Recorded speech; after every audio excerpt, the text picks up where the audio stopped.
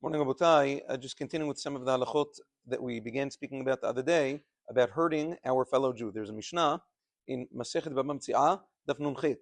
The Mishnah says that just like there is a prohibition to oppress our friends and our fellow Jew financially, which means to cheat people in business, obviously is asur, it's also asur to hurt a fellow Jew verbally. And that's what Chazal called ona'at dvarim, verbal oppression. And in some ways, the Gemara says that this is even worse than cheating a person financially, because when you cheat a person financially, you can always return the money. Money can be returned. Pain cannot. If you hurt somebody else, even if you ask for mechila, the pain that was caused can never really be returned. And on the contrary, the Gemara says, Kol ha'she'arim nin'alu chutz misha'arei ona'ah, which means that HaKadosh Baruch Hu in Shamayim locked all the gates, besides for the gates of a person who cries out after being hurt by another Jew. His tefillot are always accepted, so you have to be very, very careful of that. Not only that, the Gemara continues and says that a person has to be especially careful about hurting one's wife. Why is that? The Gemara says with regards to women, which means that the isur, the prohibition of hurting somebody verbally, applies most depending on how much pain they have. Women naturally are more sensitive, and they are much easier to cry and to cause pain to, and therefore over there a person has to be especially careful.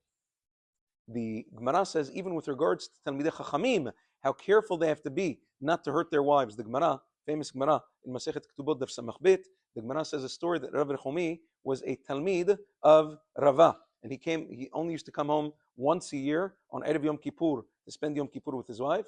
And one year on his way back, he got delayed. He was thinking in the sugya, and because of that, he got delayed. His wife got worried, she cried, and he died on the spot, which means that a person has to be overly sensitive to his wife's needs so as not to cause her pain. Indeed, the Gemara over there in Masechet Ketubot, Daf Nun Tet, the Gemara says that a person has to be careful with the honor of his wife. She'en habracha metzuya beveto shel adam ela bishvil ishto. A person's house is blessed with parnasa and all of the blessings as a result of one's wife. Shene'emar, the Gemara brings a pasuk. Ul Avram hetiv ba'avura. HaKadosh Baruch Hu did good. HaKadosh Baruch Hu blessed Avraham only because of Sarah. Avraham Avinu was a great man, and yet the blessing in his house came only as a result of Sarah.